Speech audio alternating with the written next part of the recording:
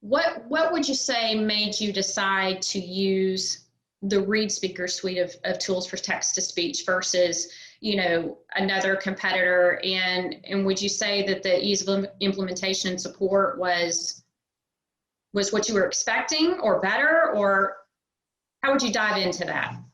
So we, as a school district, had relied heavily over, the last probably 20 years on Mac technology. And so there were some programs that we tended to turn to just naturally to read text aloud, but they did not integrate with our learning management system. And which learning management system do you use, if you don't mind? Sure, we're a Canvas district and have been for 8 years.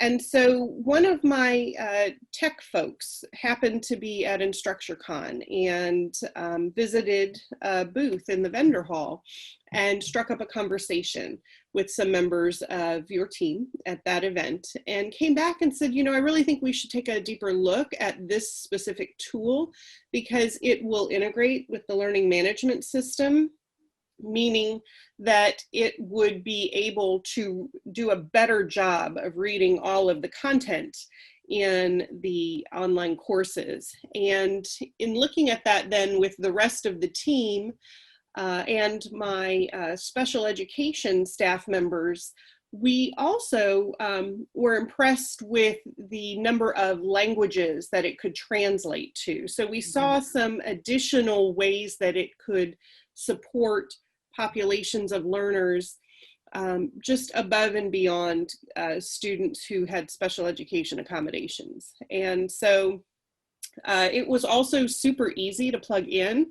And my tech team really is very conservative around the number of new tools they recommend or really allow us to adopt because it becomes problematic for them to support them if they don't work well.